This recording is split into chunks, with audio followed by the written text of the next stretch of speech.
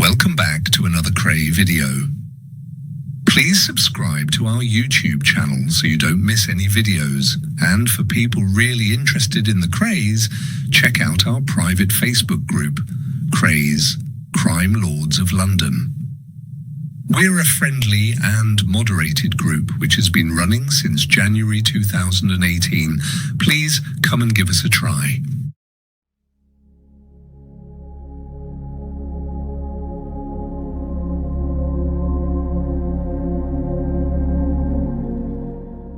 My name is Leonard Ernest Reed. I was known by everyone who knew me as Nipper Reed. I was born in Nottingham on the 31st of March in 1925. During my working life, I was a policeman and rose to the rank of Chief Superintendent of the Metropolitan Police's Murder Squad. I led the investigation into the arrest and eventual conviction of the Kray twins and their firm in 1968 and 1969. Away from my police work, my passion was boxing, and I became a boxing administrator, a position I held for many years. Here is my story.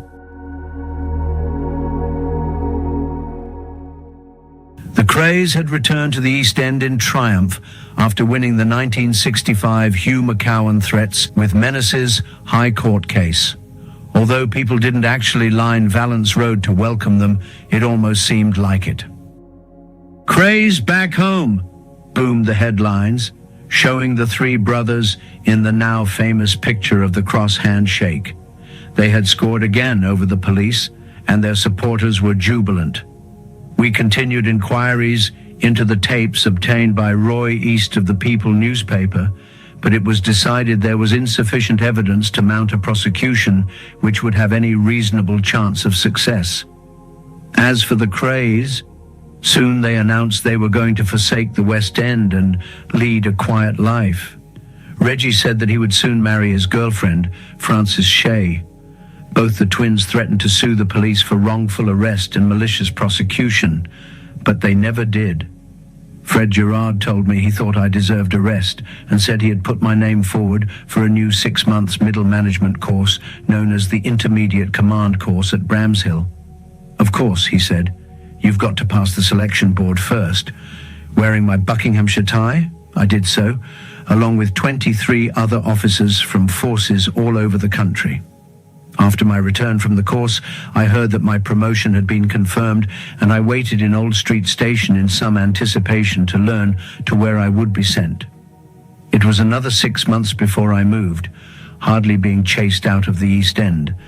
On the 9th of March 1966, I was promoted to Detective Chief Inspector and was transferred to West End Central, certainly in the eyes of the public, the most prestigious of all areas. It covers a wide area from Marylebone down to St. James's and, of course, Soho and Bow Street.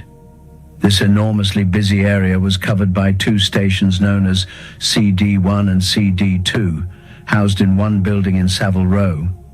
The other station on the division, Bow Street, covered Covent Garden, Drury Lane and the Strand.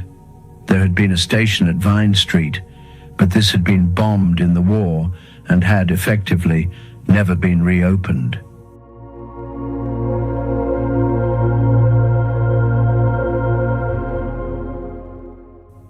This was my first jaunt up west, and although I was thankful to be leaving the East End, quite frankly, I didn't fancy it.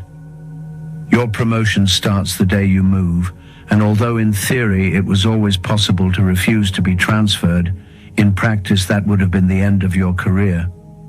In next to no time, I would have found myself filing traffic reports in Whetstone. The West End didn't have the same workhorse relationship that other nicks did. It was more confined and never seemed to have the same broad scope of crime to investigate that you would get at Paddington or down the East End. You wouldn't get a decent housebreaking or the odd shop breaking, perhaps, but on the whole it never appealed to me because there wasn't the same diversity. The West End had a more transient community. There were tourists who were ripped off or robbed, but you knew it would never come to anything because the next week they would have gone back to America, and that would be the end of the witness. The man I replaced was Wally Virgo, who later became a commander and who featured in the Trial of the Detectives, held 100 years after the one in 1877. Curiously enough, I later followed him onto the murder squad when I left the West End. In 1966, Soho had an even uglier face than it has today. Dirty bookshops were everywhere, and near beer joints, clip joints and cinemas showing pornographic films attracted the oddest types and tourists who wanted to see the naughty bits of London. In turn, they became the victims of the unscrupulous operators of these establishments who picked them clean. Prostitution and clubs were controlled by a small number of men who had taken over the territory after the breaking up of the Messina operation and the retirement of Billy Hill and Jack Spot. Over the years, there had been a constant struggle to determine power and control, and as a result there were spontaneous bursts of violence as one or other faction tried to establish and redefine territories. At the time, the smoothest operator of them all was Bernie Silver, who had seen the disasters that happened when rival operators fell out, and had the sense to realize that a bringing together was necessary, at least between some of the operators.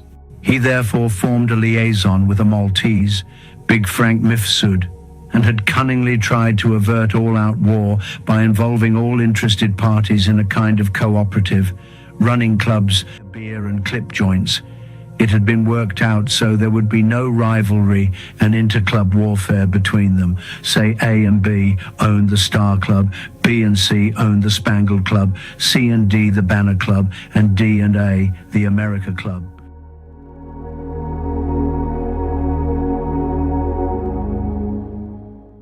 If, therefore, premises owned by Silver or Mifsud were attacked, the other operators would suffer by it. There was therefore no incentive for anyone to cause trouble in another club. It worked in a fashion, but there was always an undercurrent of feeling and a belief that violence was never far away.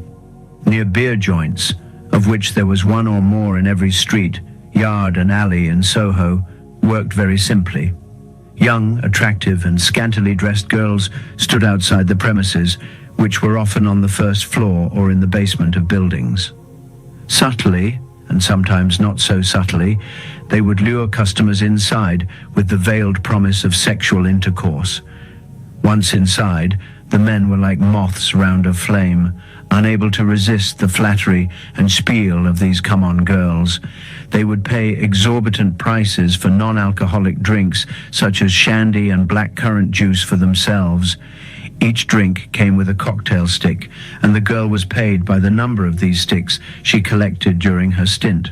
Their function was only to rip off the customer for as much as he would pay without complaining.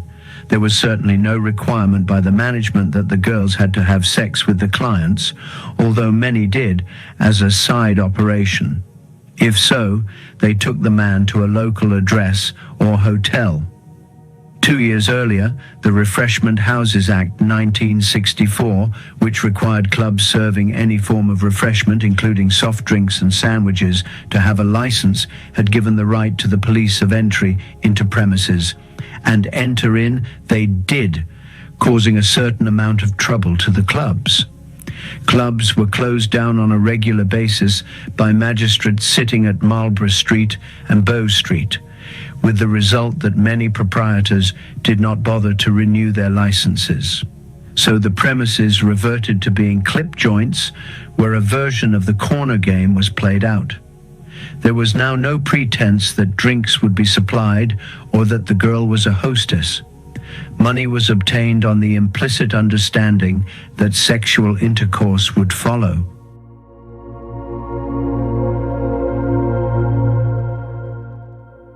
Of course now, most of the girls never had any intention of having sex, and so for the same to succeed, a delaying tactic had to be introduced.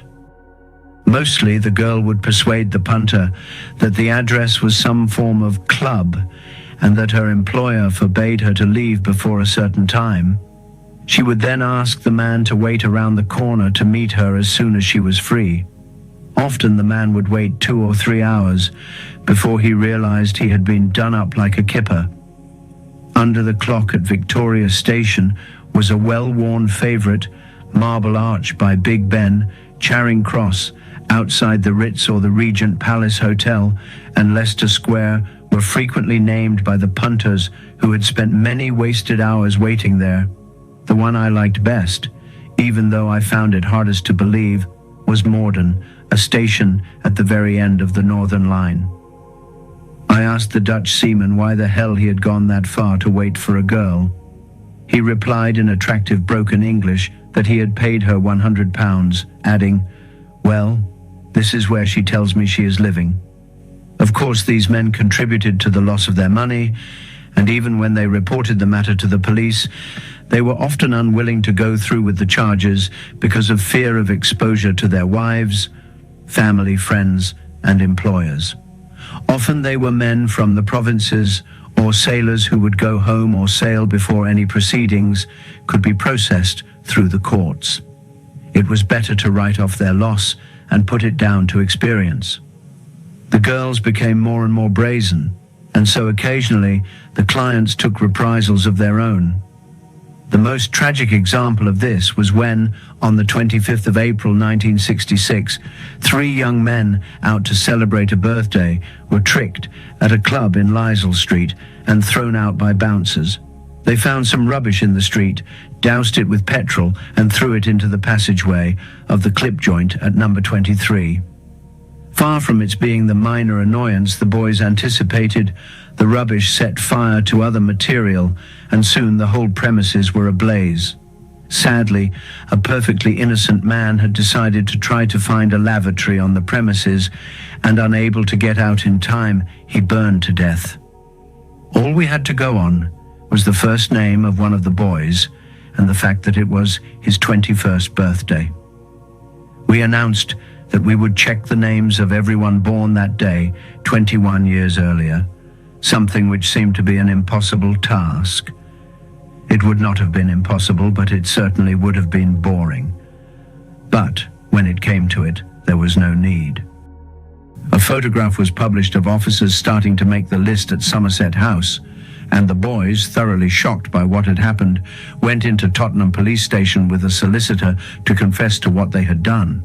They were later convicted of manslaughter and received sentences of 3 and 4 years imprisonment.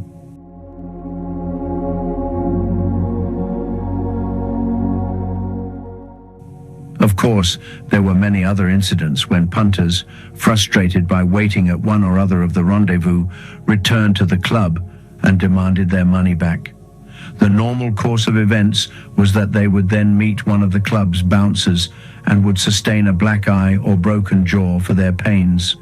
Once again, the fear of disclosure of the illicit sex behind the assault hampered many a prosecution. Another common scam at the time was the blue film racket. This was another popular version of the corner game. The scenario was usually that of a smooth-talking spiv standing outside an open doorway and inviting tourists to see a blue film. As a come-on, he might have postcards showing explicit sex scenes supposedly from the film. After taking the punter's money, he would direct them up to the second floor and then simply move on to another suitable doorway. There were variations, of course. Sometimes the spiv would actually go to the second floor with the punters and ask them to wait whilst he went into the projection room to check the film. Off he would go down the back stairs. If their luck was in, they saw a film made in Scandinavia showing a woman undressing or nudists playing volleyball. With the World Cup coming up in July, I was afraid that both thefts from visitors and more examples of violence would occur over the summer months. Tens of thousands were coming to London, and many who would drift into Soho during the evenings would become the victims of the villains who were waiting to fleece them. There was not only the problem of the clubs and our own thieves, but also the con men who would come from Australia, The fraudsmen and tricksters from Mexico and Venezuela, the dipsters from Italy, second-story hotel thieves from the States, drug pushers from Holland, and the heavies, GBH merchants from Germany, all these and others travel the world and congregate for any international sporting occasion or world or trade fair of sufficient size that runs for long enough. The World Cup was certainly both of those, and the thought of the havoc those kinds of villains could create, coupled with our local talent, was very depressing. So I formed a squad of officers from C Division, West End Central. It was only a small one, 11 officers and myself, with a very positive mission: harass and shut down the clubs, and then maintain a blanket policing operation on the West End. This, I believed, would keep down the foreign villains to a minimum. The first job was to visit the clubs and take down the names of the girls present. They were also given the warning formula. In other words, they were told in no uncertain terms that their freedom to fleece the suckers was over. It was also explained to the proprietors or their front men that they were committing offenses of theft or of obtaining money by false pretenses, and they had better change their lifestyle. It was all to no avail. The pickings were far too easy, and the clubs continued to flourish for a time. It was now time to show them exactly what we meant, and soon the girls found that the punters were in fact plainclothes officers.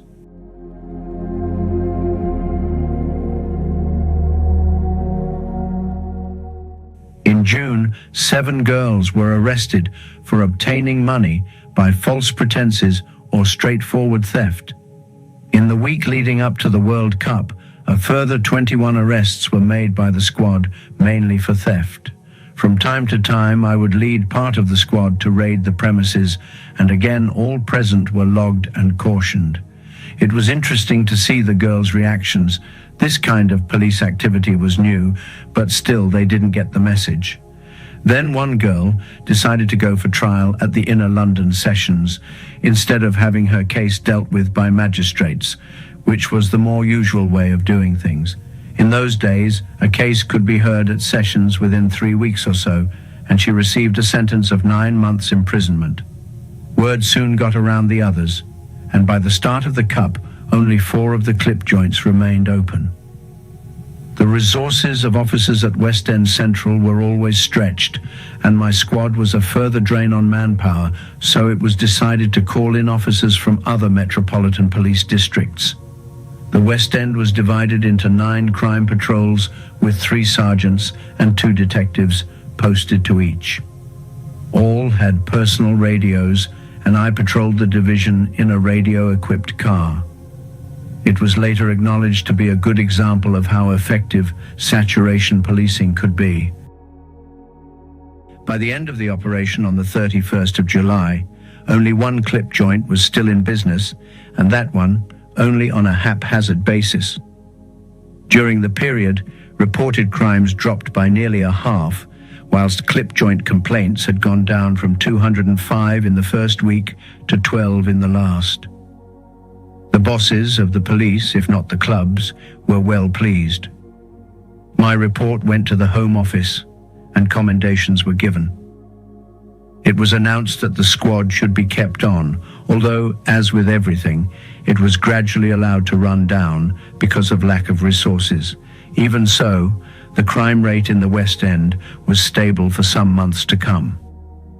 If Silver and Mifsud thought they had a tight hold on Soho and were immune to outside attack, they had a shock when the next February 2 Maltese, Anthony Cauchi and Tony Galea, were accused of plotting to cause damage by fire and explosives, and Cauchi of placing explosives at the Keyhole Club in Old Compton Street.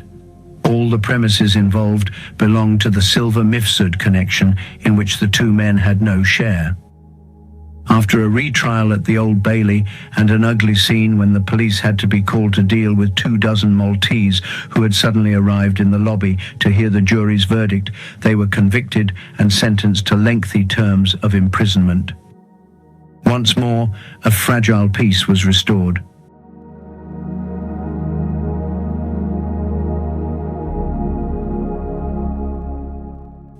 Sid Kiki, in whose betting shop I had posed as a clerk, was a regular informant, providing good information.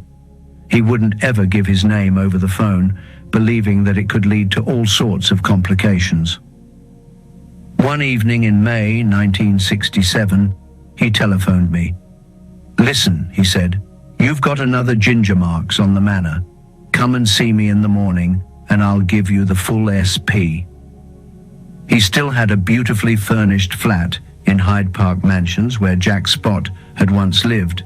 Tea and toast were on the table, and Kiki, hands stuck through his braces, began by asking if I knew of a man called Jack Buggy. I said I had never heard of him, and so he asked if I knew of the Mount Street Bridge Club. Yes, I knew of that place.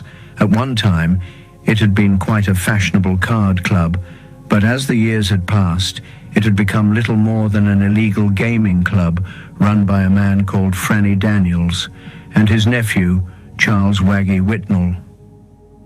"Well," said Kiki, "this fella Buggy was knocked off in there a few nights ago, and his body has been done away with.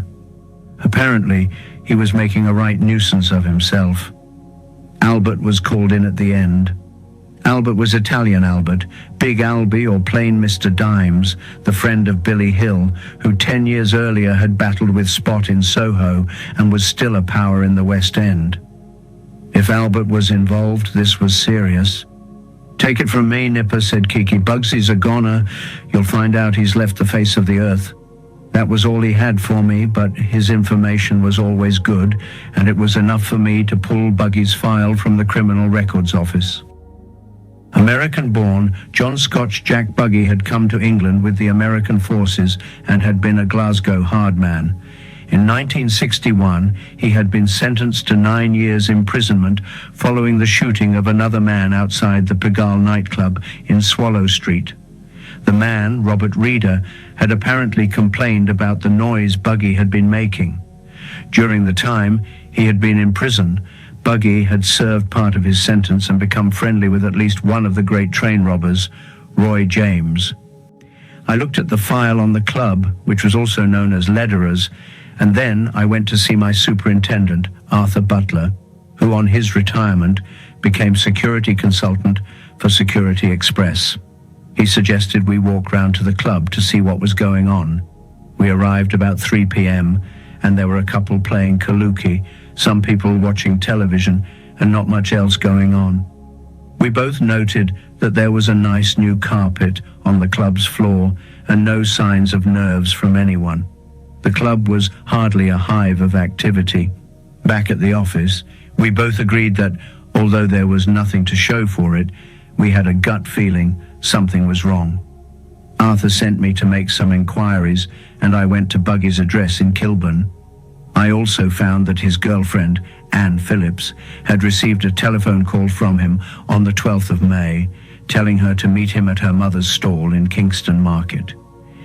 He had not shown up, and 2 days later she had told the police in Sutton he had gone missing.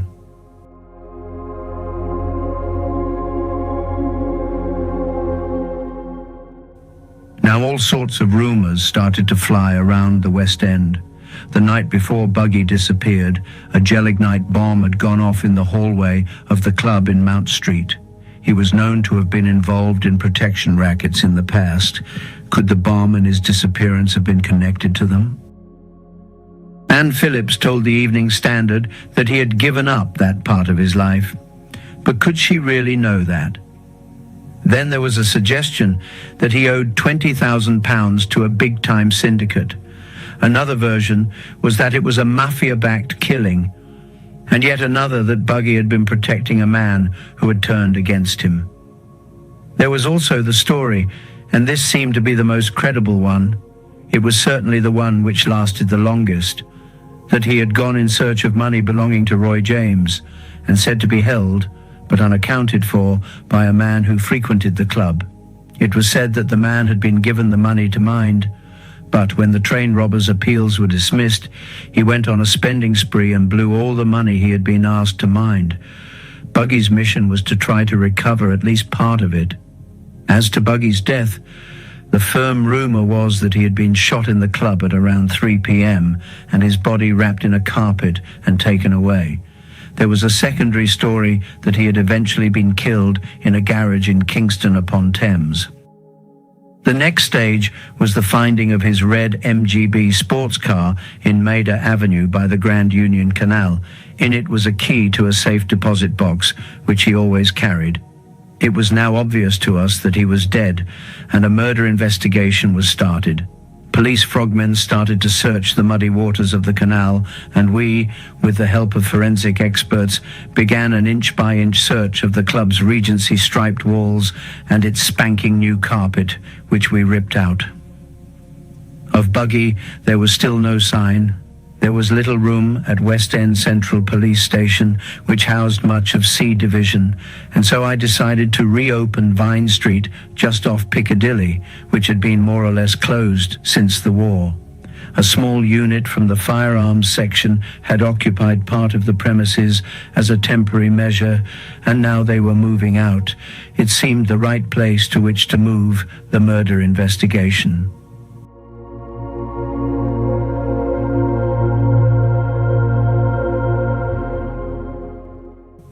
With the exception of the Kray case, I can't recall dealing with people who were so blatantly lying as they were in the Buggy investigation. What was both surmising and annoying was that many of them were really ordinary men and women, not the type of villains from whom one would expect a wall of silence. Some of them may have been on the fringes of low life, but they were not what could be called real criminals. They may have been involved in illegal gaming, but that was no big deal. What had they to hide? Had they actually witnessed the murder and thought that perhaps made them accessories?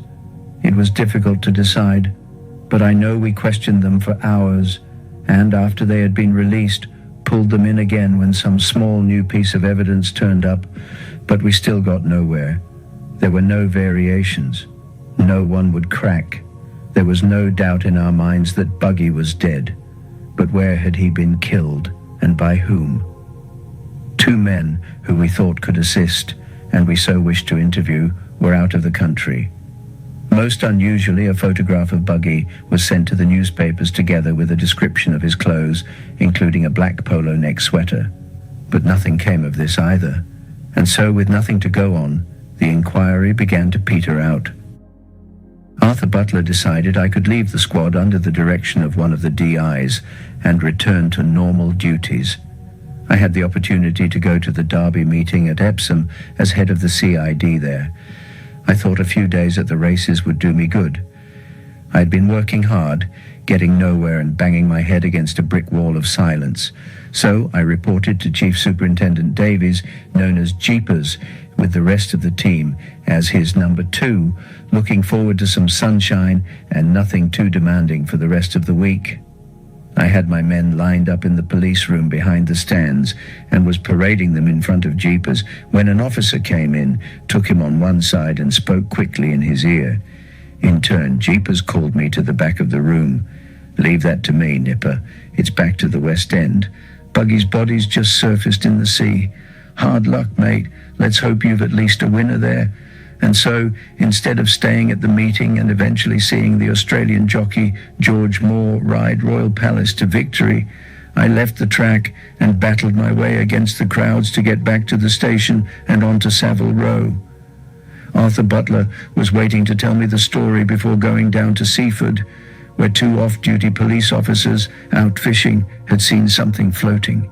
They had cast for it, hooked it, and reeled in Buggy's body. He had been wearing his black polo neck sweater, and his arms had been bound with baling wire. He had also been gagged. In his back pocket was his driving license and some correspondence. An examination by the pathologist Francis Camps showed he had been shot twice.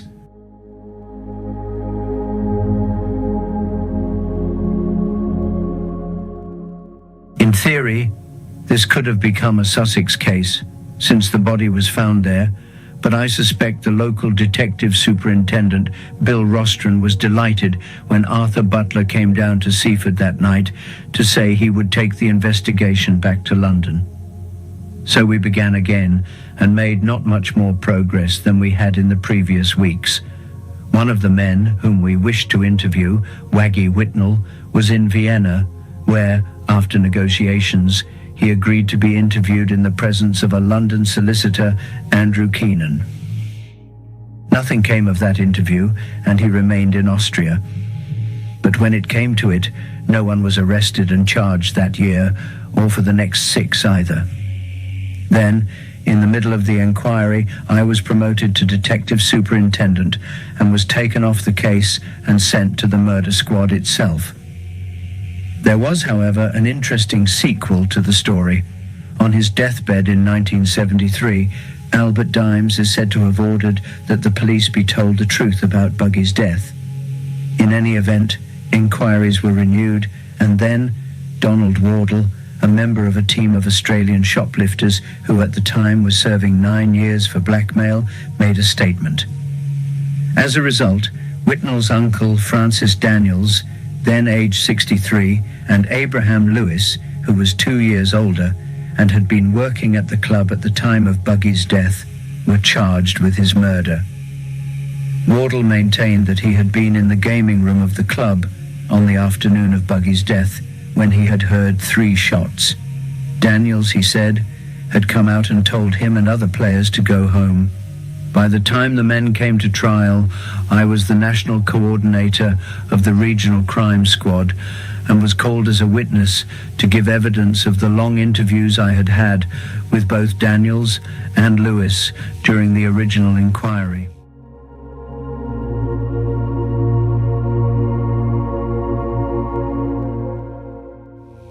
In November 1974, both men were acquitted, and so the death of Scotch Jack Buggy still remains a mystery.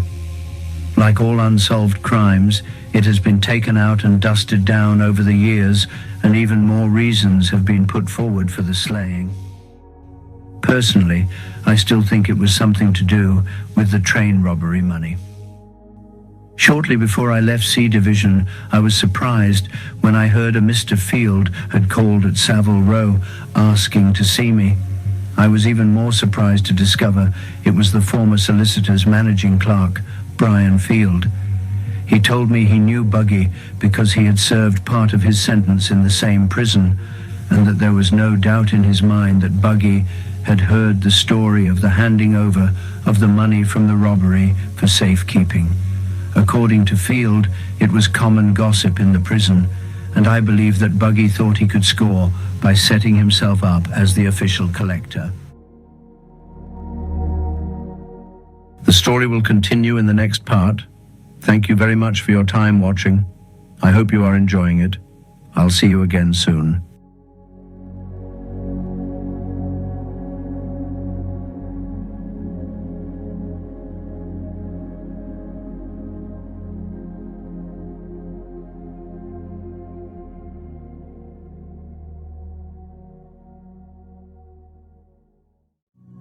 Thank you for watching. If you enjoyed the video, please join our Facebook group. It's called Krays Crime Lords of London. We're a friendly moderated group with over 1,000 Kray and other celebrated gangster videos available for view. There's also thousands of images in the photos sections. The link for the group is in the YouTube description section. I hope we see you there soon. Leave a like and subscribe.